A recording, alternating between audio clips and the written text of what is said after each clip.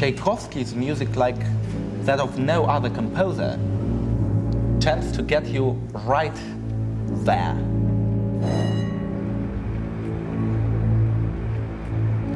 His music is himself, and the only key is just to understand his character.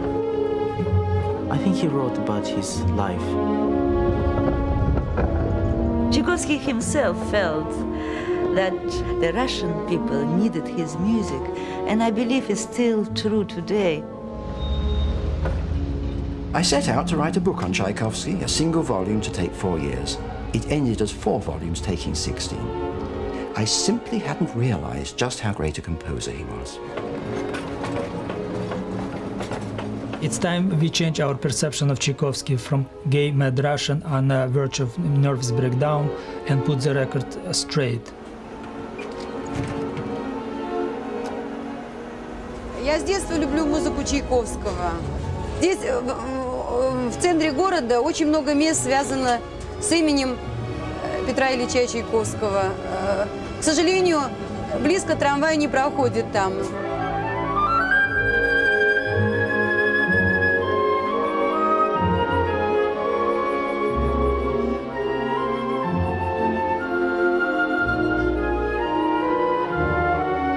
In my compositions, I appear as God created me, and as I have been made by education, circumstance, and the character of the age and the country in which I live and work. I have never once betrayed myself. As for whether I compose well or badly, let others judge.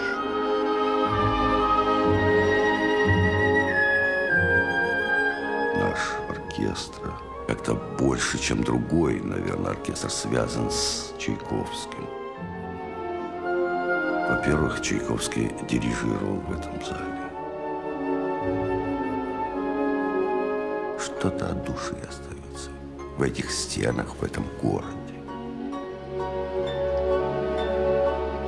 Чайковский, у него есть такая смелость быть таким откровенным до конца свое сердце. Если мы будем говорить о Бетховене, Бетховен ведь не беседует лично со мной. Бетховен всегда беседует с человечеством. А Чайковский не разговаривает с человечеством, со всем человечеством. Он не хочет изменить мир. Он хочет разговаривать с каждым отдельно в зале.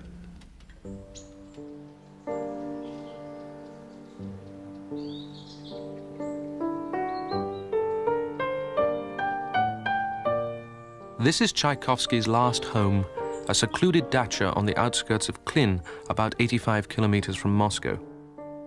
He lived and worked here for the last 18 months of his life, when he'd become Russia's most celebrated composer, famous in Europe and America. He was an admirer of Mozart and Beethoven, but in his music trod a distinctive path of his own. This house is preserved as he left it in 1893.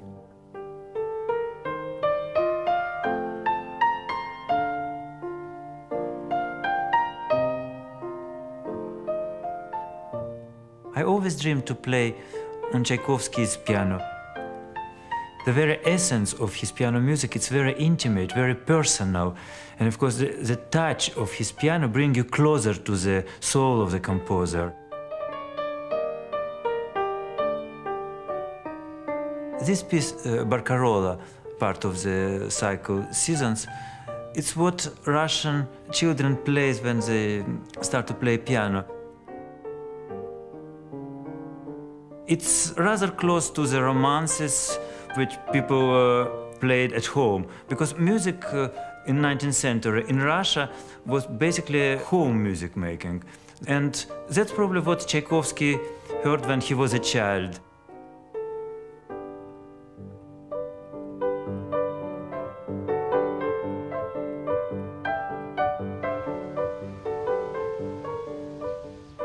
Peter Ilyich Tchaikovsky spent his childhood in the town of Votkinsk, 1,000 kilometers east of Moscow. His father was manager of the steelworks, one of the most important in Russia. The Tchaikovsky family lived in a grand house overlooking the reservoir in the center of town.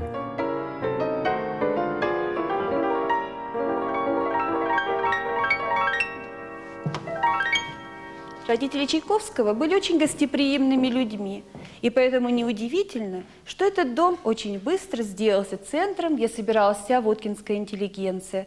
Родители Чайковского были людьми очень музыкальными, и этот дом сделался музыкальным центром интеллигенции Воткинска. Илья Петрович Чайковский очень недурно играл на флейте. Александра Андреевна очень часто пела романсы.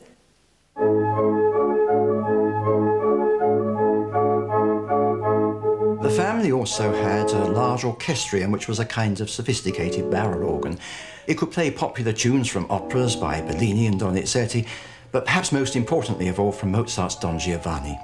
And this must surely be the beginning of Tchaikovsky's lifelong adoration of Mozart. Once, after a musical soiree, the children's French nanny noticed the effect of music on the boy.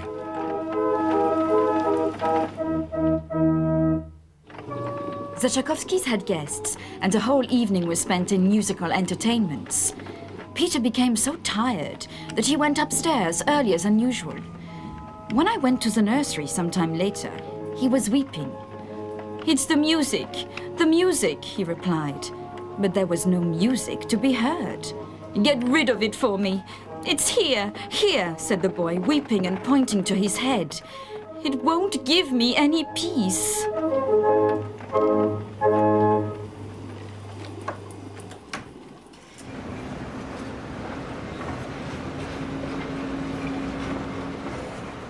Сейчас мы проезжаем начало реки Фонтанки, где в училище правоведения учился Петр Ильич Чайковский.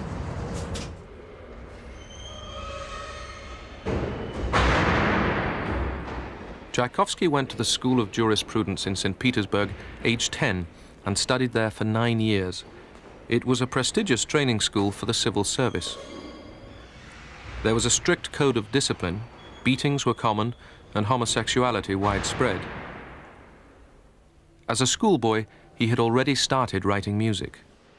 Я держу в руках самую первую сохранившуюся рукопись Чайковского.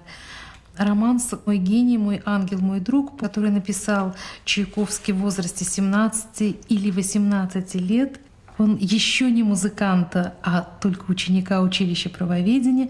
Он еще не знает теории музыки доскональной, поэтому почерк неуверенный. Чайковский как бы рисует ноты.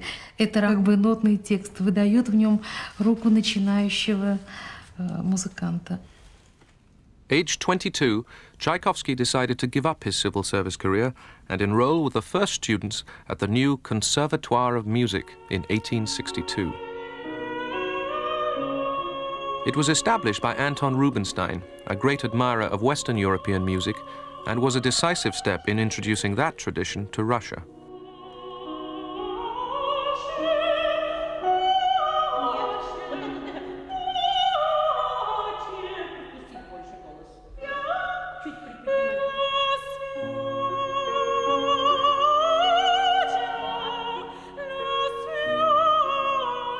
It's important to remember that the Russian musical tradition was at this time still in its infancy. It had been founded almost single-handed by Glinka, a composer of brilliant imagination but largely self-taught. And what the Conservatoire brought into Russia was a Western-style professional musical education. This was what distinguished Tchaikovsky from his contemporaries like Borodin, Mussorgsky and Rimsky-Korsakov, who, like Glinka, were musical amateurs. In 1865, Tchaikovsky got his first public performance when his characteristic dances were conducted by Johann Strauss, the great waltz king, at Pavlovsk Park near Petersburg.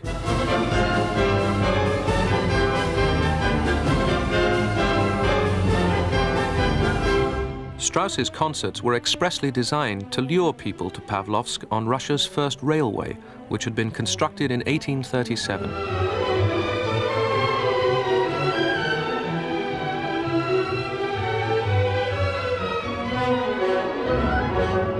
This music is very surprising because it doesn't sound at all like what you'd expect from a student from a conservatoire.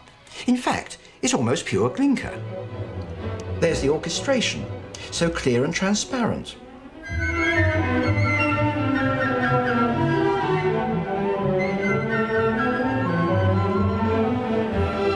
There's the constant repetition of a tune against ever-changing backgrounds, pure Glinka.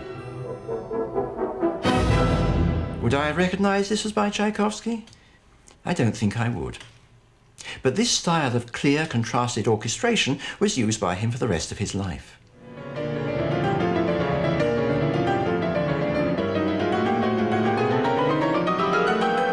Immediately after graduating from the Petersburg Conservatoire, Tchaikovsky was given a post teaching theory of music at the newly established Moscow Conservatoire in 1866. The Conservatoire was founded by conductor and pianist Nikolai Rubinstein, the brother of Anton Rubinstein in Petersburg. It has been known as the Tchaikovsky Conservatoire since the composer's centenary in 1940.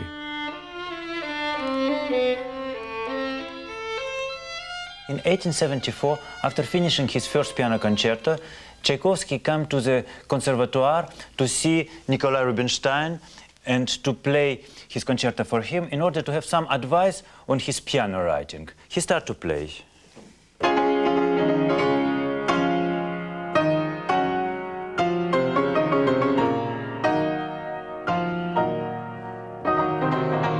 I played the first movement. Not a single word. Not a single comment. If only you could have known how foolish, how intolerable is the position of a man who offers his friend food he has prepared, and his friend eats it and says nothing.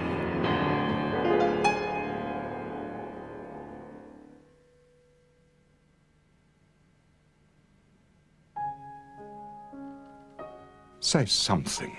If only to tear it to pieces with constructive criticism, but for God's sake, just one kind word, even if not praise.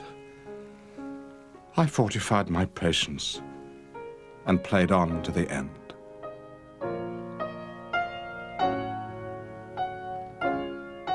After long silence, Rubinstein started to criticize very strongly whole concerto. He found concerto completely worthless and proposed to Tchaikovsky change many things in concerto. Tchaikovsky opposed and told, "I will not change a note," and he left being completely angry and devastated.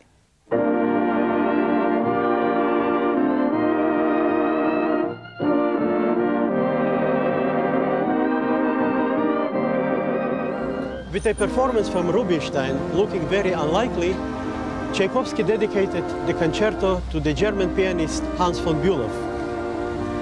Bülow was delighted and took the piece on his American tour and premiered it on October 25, 1875, here in Boston.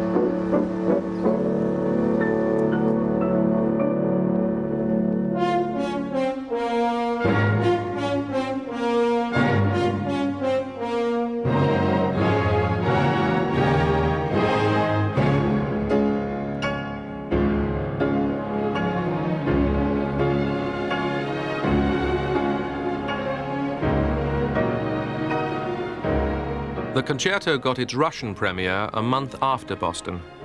Rubinstein, who'd originally called the concerto derivative, trite, and vulgar, eventually changed his mind and, as pianist and conductor, became one of its most persuasive champions. The concerto is one of the most popular in the repertoire, thanks to the composer's lyrical gift and its predominantly cheerful mood, which is quite unusual for Tchaikovsky.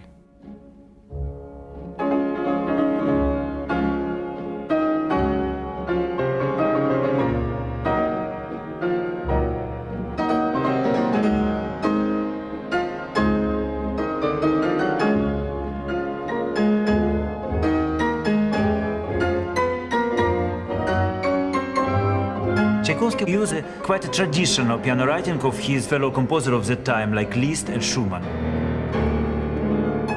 But what makes it really unmistakable, it's his use of the melody and his use of composition. For example, he starts with one of his unmistakable Tchaikovsky lyrical melody like that.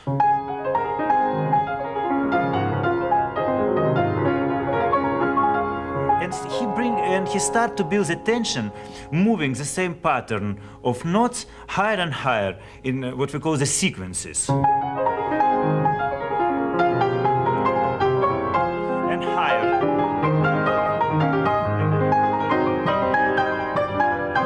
That's, for example, that's one of the way how he builds the tension in music.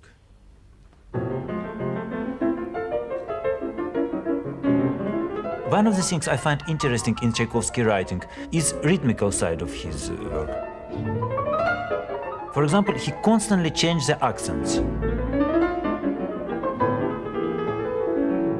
We think about Tchaikovsky as a romantic composer, but he has a modern side of his work. For example, this use of rhythm, it was something probably which explains the admiration that Stravinsky has for Tchaikovsky all his life.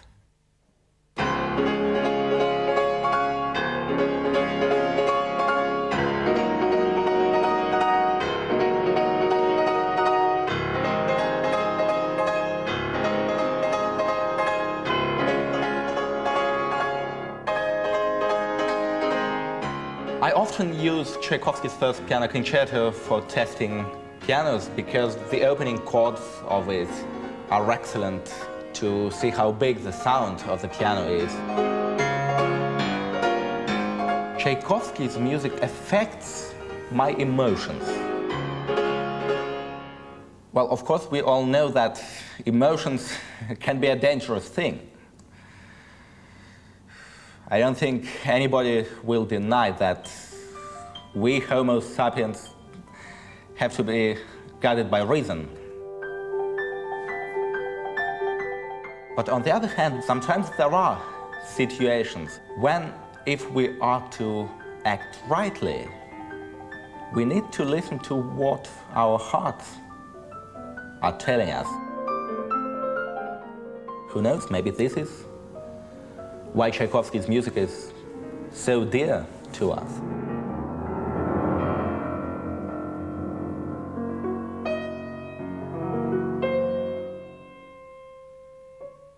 I didn't know nothing about Tchaikovsky homosexuality until I came here to the Moscow Conservatoire. And even here, it was considered like kind of shameful secret. And later, knowing about all aspects of his private life, it certainly helped me to understand better the very nature of the conflict which is constantly present in his music.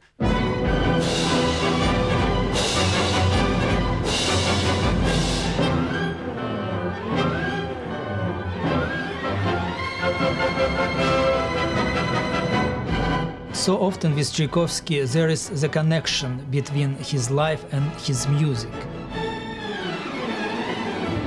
Tchaikovsky's rather Modest Tchaikovsky wrote in his autobiography that without recognition of Tchaikovsky's homosexuality, the music of Romeo and Juliet isn't really understandable.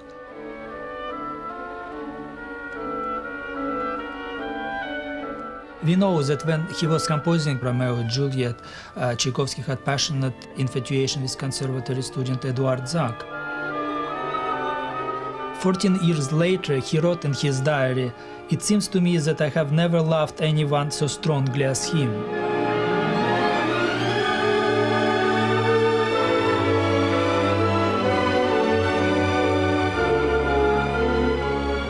I find it interesting because I'm a gay man.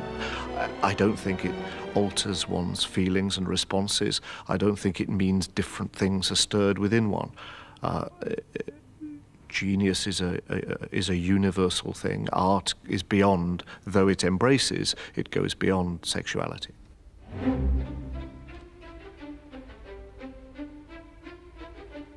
In Russia, there was a cultural argument raging.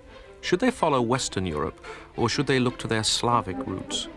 Tchaikovsky admired the Western tradition of Beethoven, but also nodded to nationalism by occasionally using folk songs, as in the Second Symphony.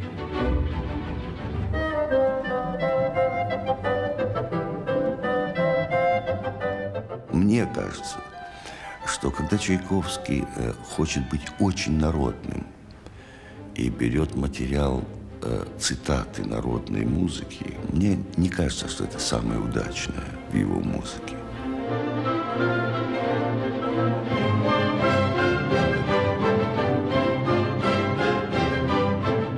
этот материал музыкальный не дает возможности настоящего симфонического развития.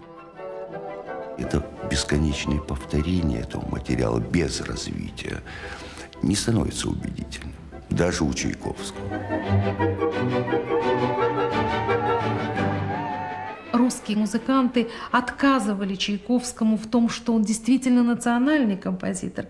И с другой стороны, на Западе, в Европе говорили, что Чайковский слишком русский композитор и не считали его, так сказать, достойным, так сказать, европейского Олимпа. Но в том-то и дело, что природа Чайковского — это органическое соединение национальной русской природы и европейского музыкального мышления. И, в общем-то, Чайковский был гражданином мира, его музыка принадлежит всему миру и понятна, и открыта миру. К сожалению, трудное детство, и, в общем-то, я росла без отца. Не дало возможности мне закончить музыкальное образование. Хотя музыка для меня в жизни очень много значит. Я пою в народном коллективе, это мое хобби. Пою русские народные песни. Очень часто я связываю классическую музыку с русской народной. Ну а из «Лебединого озера», конечно, больше всего я люблю танец маленьких лебедей. Тай-та-та-та-тай, та-ра-та-тай-та-та-та-тай, та-ра-та, тай-та-та-та-там, парадара-да-тай-да-тай-да-там, парадара-да-тай-та. It was the Bolshoi Theatre in Moscow that commissioned Swan Lake in 1875, but it was here, at the Imperial Ballet School in St. Petersburg, that Tchaikovsky did his most important work. It's hard to believe that Swan Lake, perhaps the most famous ballet ever created, was a failure when it's first produced in Moscow. But what has surprised me, that is critics who at that time wrote that Tchaikovsky's music is monotonous and boring. For me as a ballerina, it's just the opposite. His music is sublime, it's fulfilling, and serene, and everything.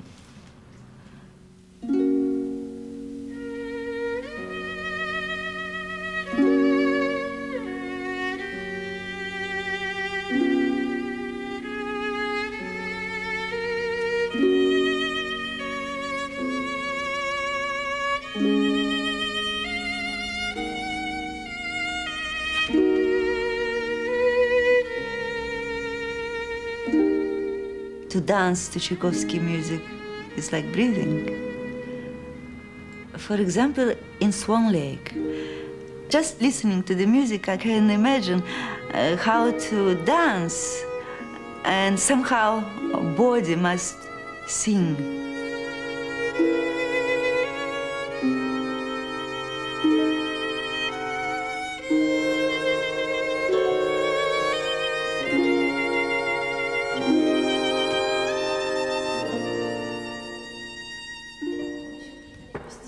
Пяточки вперед, плечики вниз, желудки проглотили, все подтянули.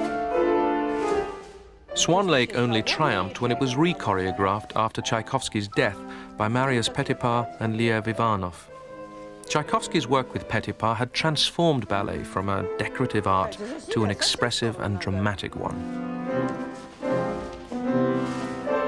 The first collaboration between Tchaikovsky and Marius Petipa was ballet The Sleeping Beauty. And it was very happy and unusual collaboration because it was an equal partnership. At that time, the ballet master, the choreographer, had complete authority. His word was law, and ballet composers were like musical servants.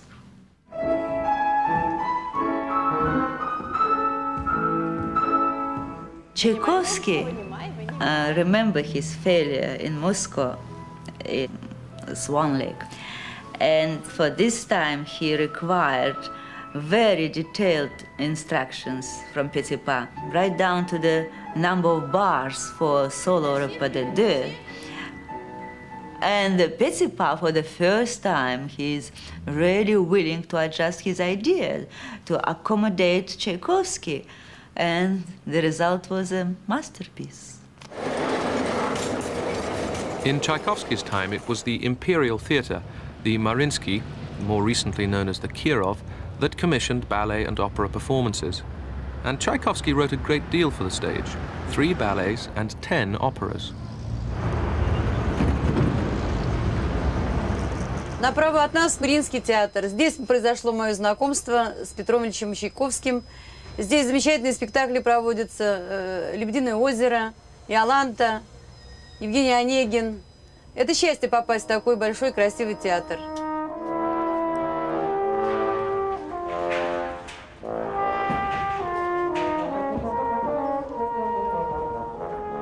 It's important for us to remember that 5 of his operas, as well as Sleeping Beauty, great ballet score, were premiered on this stage of Mariinsky Theatre. Значит, после этого дашь мне 40. Tchaikovsky's most popular opera, in his lifetime and since, is Yevgeny Onegin. It was composed when Tchaikovsky was 37 and premiered in Moscow by students of the Conservatoire. It's about young people and their passion. And I find Onegin, of course, endlessly beautiful, dramatic, lyrical scenes rather than grand opera.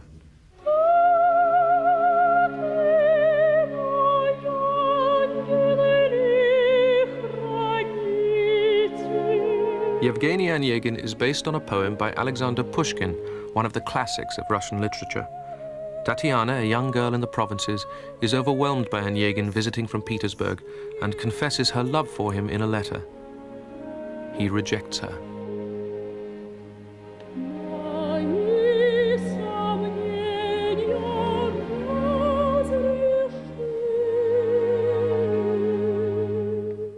I so thoroughly identified myself with the image of Tatiana that she became for me a living person.